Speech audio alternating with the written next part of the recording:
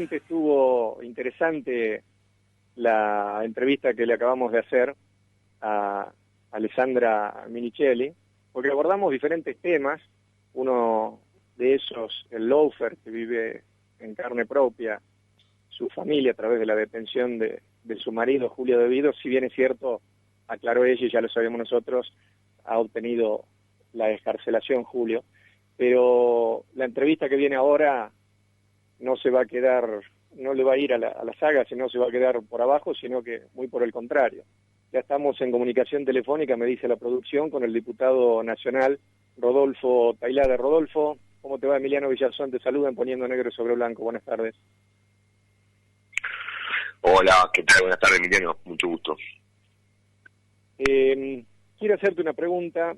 La pregunta podría ser general. ¿Cómo ves el funcionamiento del sistema judicial argentino? Me estoy refiriendo ahí a jueces y fiscales, pero nos meteríamos en una cuestión muy difusa. Entonces, preferiría yo ir al grano y preguntarte por un caso en particular que adquirió notoriedad pública recientemente.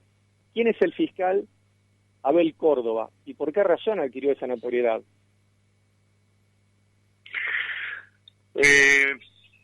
Bueno, creo que todavía no es muy conocido, pero esperemos que efectivamente empiece a ser conocido por la sociedad en general. Una de las grandes,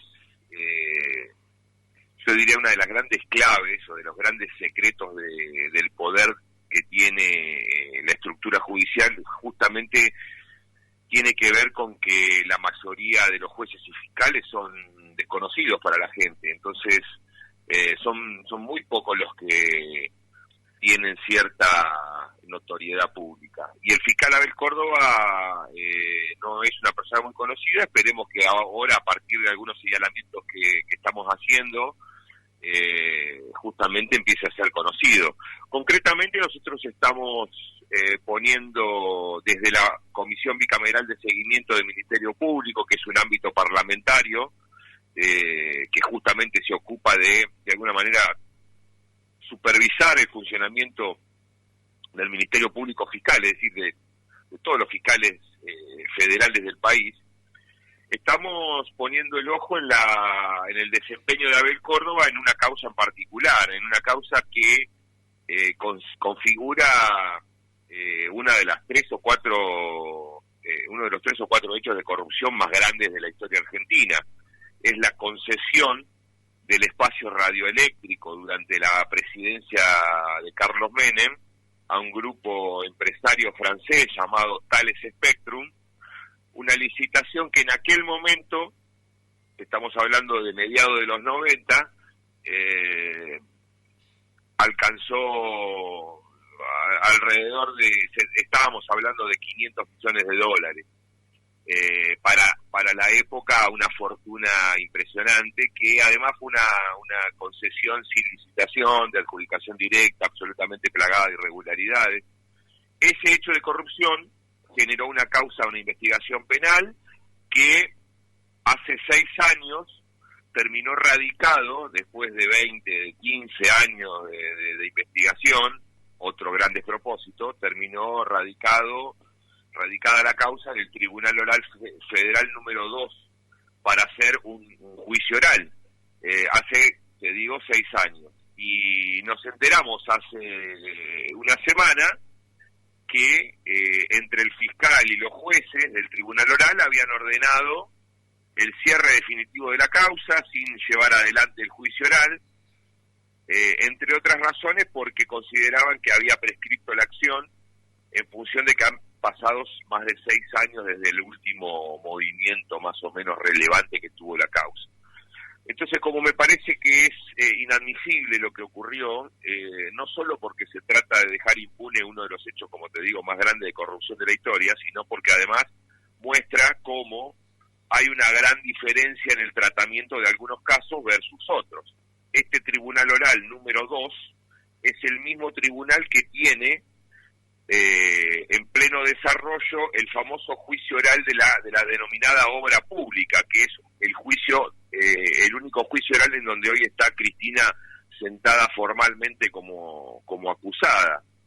Y ese juicio de la obra pública llegó a ese tribunal 4 años después de que llegara la causa esta que están cerrando ahora. Es decir, evidentemente le dieron celeridad a una causa contra Cristina y a la otra, porque había muchos personajes vinculados al poder, fundamentalmente el principal, un ser corrupto que se llama Germán Camerat, un cordobés que no dejó macana por hacer durante la época del menemismo. Ex intendente de Córdoba. Exactamente, cordobés. Y esa causa la durmieron en un cajón, y cuando pensaron que nadie estaba atento, la cerraron. Bueno, estamos pidiendo todos los antecedentes para evaluar el desempeño del fiscal y de los jueces. Nosotros tenemos la posibilidad, de alguna manera, de hacer el seguimiento del fiscal, porque yo formo parte de esta comisión bicameral específica del Ministerio Público. Pero seguramente vamos a terminar también haciendo algún planteo en el Consejo de la Magistratura, porque por supuesto que los jueces no pueden ser ajenos a esta maniobra de impunidad. Y te quiero preguntar por un tándem judicial que para mí representa el paradigma del lawfare en la Argentina, al menos dentro del brazo armado del lawfare, que es utilizado a través del Ministerio Público Fiscal. Y el tándem está compuesto por Eduardo Casal, Raúl Ple y Carlos Stornelli. ¿Qué significan estos tres personajes para el sistema judicial argentino, Rodolfo Tailade? Bueno, son tres figuras, yo diría, de las tres figuras más importantes que tiene justamente el Ministerio Público Fiscal argentino. Eduardo Casal es el procurador general interino, para nosotros es un procurador trucho, porque asumió este cargo no solo a partir de una maniobra delictiva que llevó adelante el macrismo contra Alejandra Gil Carbó, que terminó en su renuncia y en su jubilación, con lo cual permitió que Casal, que era una suerte de número 2 de la Procuración en ese momento, asumiera el mando, sino porque además directamente no correspondía que asumiera Casal, porque él asume con una ley que ya está, es una ley vieja. La ley nueva de Ministerio Público dice que el reemplazo provisorio del procurador o la procuradora se tiene que hacer de otra manera. Esto se hizo de acuerdo a la vieja ley.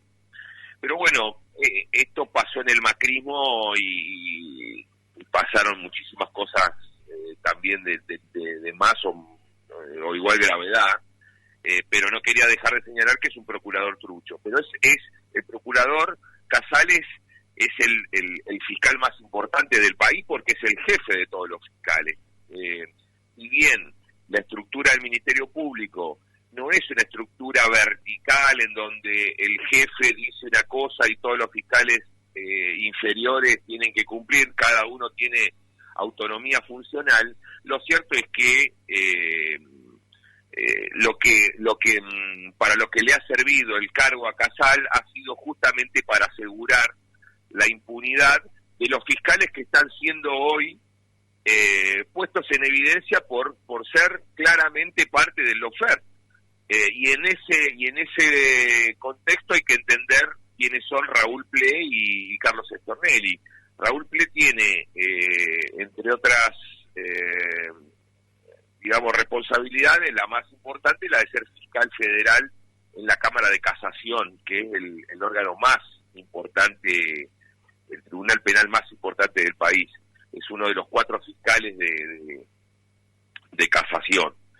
Con lo cual su poder es absolutamente enorme, pero además es una persona que hace 40 años que está en la cúspide del poder, ¿no? Está absolutamente cualquier cosa que uno se le ocurra, estuvo Raúl Ple en cualquier macana, chanchada en la que participó el Poder Judicial.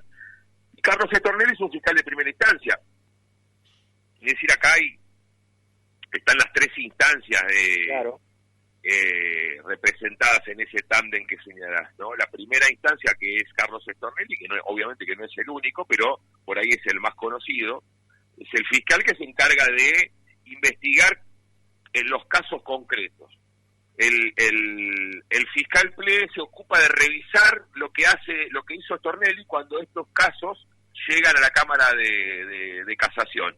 Y eventualmente, por si hace falta algún refuerzo, el doctor Casal interviene cuando esto llega a la Corte, también obviamente para reforzar cada una de las medidas que pudieran haber tomado sus fiscales inferiores previamente. Pero en definitiva los tres son absolutamente funcionales, han sido y van a ser siempre funcionales a la estrategia de la derecha, a la estrategia del macrismo, es decir, a la cooptación del Poder Judicial, a la persecución del peronismo, y han sido dispositivos centrales del lawfare, cada uno en su rol, con su importancia, y bueno, me parece que son tres figuras que sin ellos muy difícil que el macrismo hubiese llegado al poder, hubiese ganado elecciones. Entonces de ahí su importancia, y de ahí la desesperación con la que el macrismo busca defenderlos cada vez que nosotros intentamos investigar las barbaridades que hicieron, ¿no?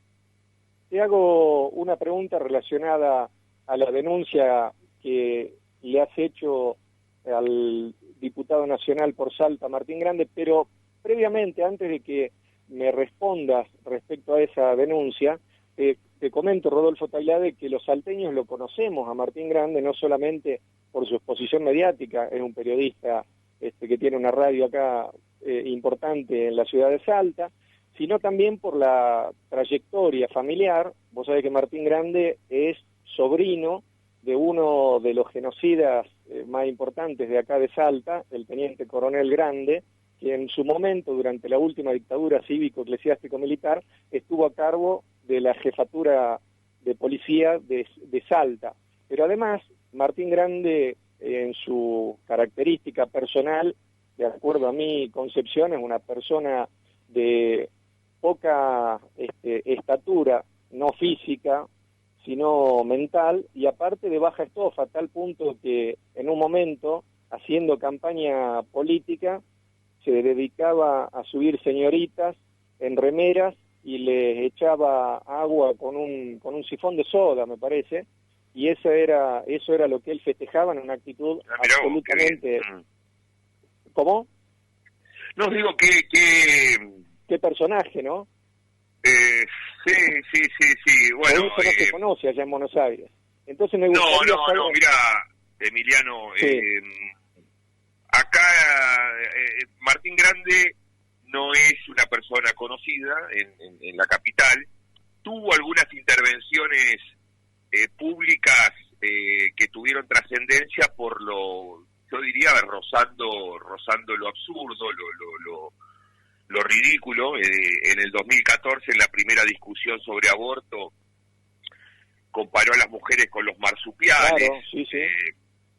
Y en las últimas ocasiones en donde más o menos se destacó fue lamentablemente justamente por lo que yo lo denuncié, que es por la difusión, por la promoción, por exaltar las virtudes del dióxido de cloro como tratamiento para el COVID.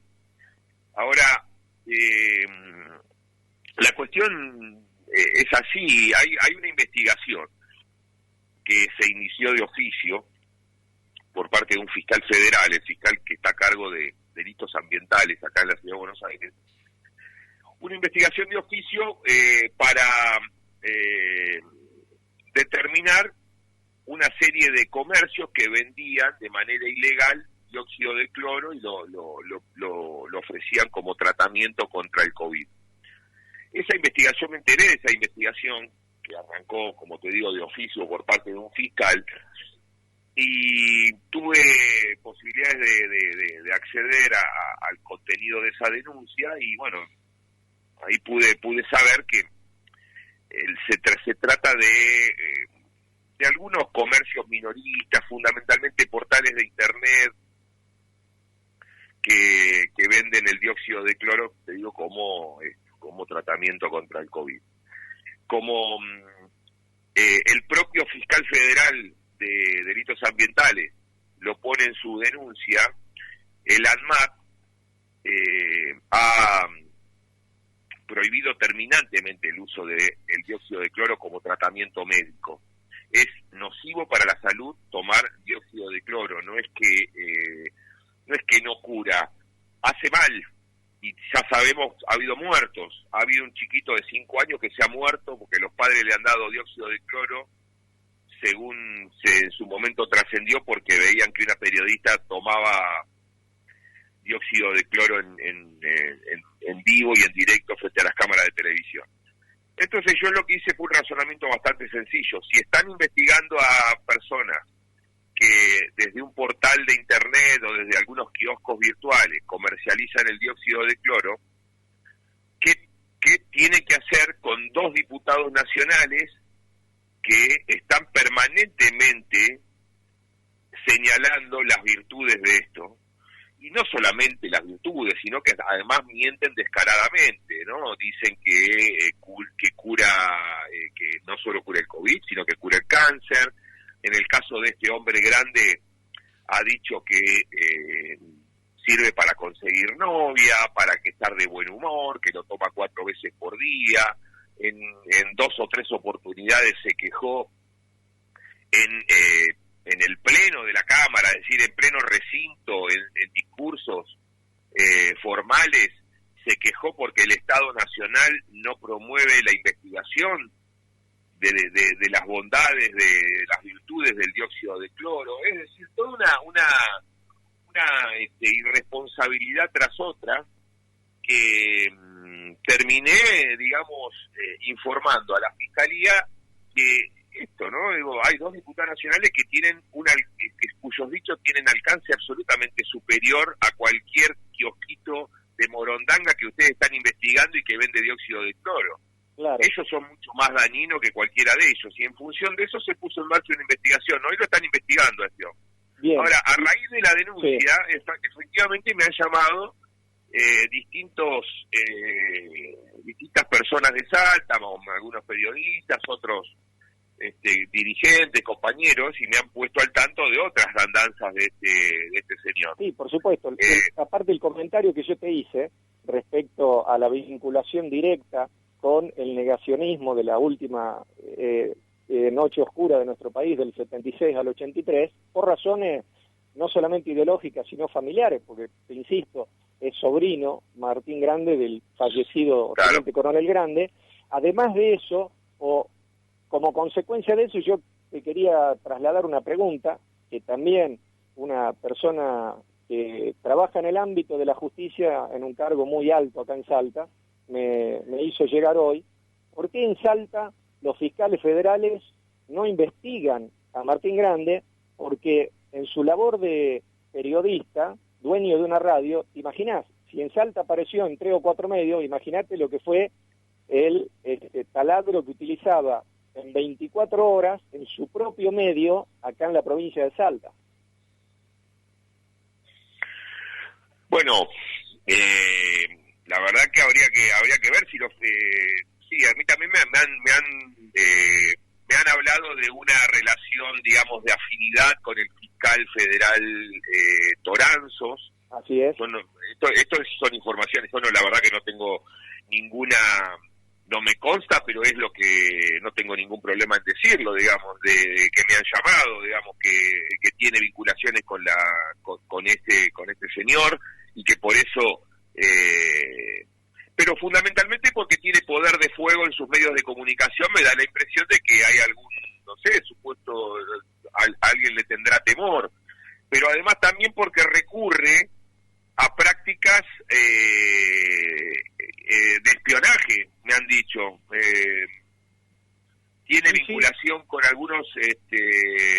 con algunos personajes miserables que yo también he investigado acá, personajes vinculados a la Agencia Federal de Ingresos Públicos, a la AFIP.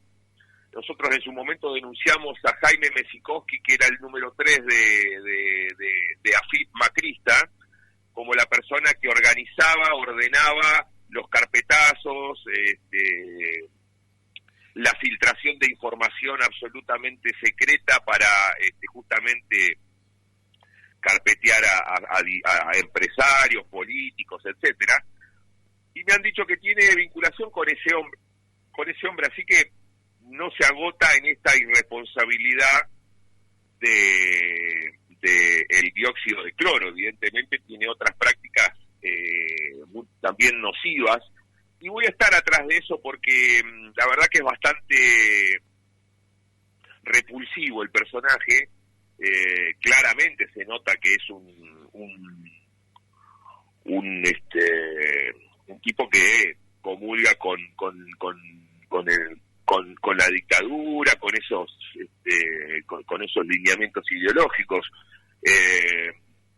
Así que voy a estar atento, más allá de la denuncia puntual que le hice por la cuestión del dióxido, para que se deje de jorobar con esto, cosa que evidentemente no he logrado porque me siguen mandando desde Salta capturas de imágenes, información de que sigue hablando de estas cosas en sus medios. Ah, sí, por supuesto, lo sigue haciendo. ¿Y sabes qué es lo más anecdótico? Y de esta manera me gustaría cerrar la entrevista, si te parece, es que este tipo de personajes utilizan a sus medios de una manera política, y después cuando se presentan ante la sociedad dicen que son periodistas independientes. Claro. Y en el caso de Martín Grande ya llegó al colmo de decir que es un periodista independiente y resultó ser diputado nacional electo por el macrismo. Claro, sí. No, pero me parece que también da la impresión de que tiene claramente aspiraciones políticas más importantes que no sé si aspirará a la gobernación o no, pero bueno, son cosas que me vienen diciendo. Evidentemente algún interés particular tiene, pero su pertenencia al macrismo me parece que es, o mejor dicho, el macrismo lo merece un personaje de esta calaña, que se quede ahí. Así es. Rodolfo Tailade, te agradezco una entrevista más y te mando un gran abrazo. Gracias, Emiliano, un abrazo grande como siempre. Chau.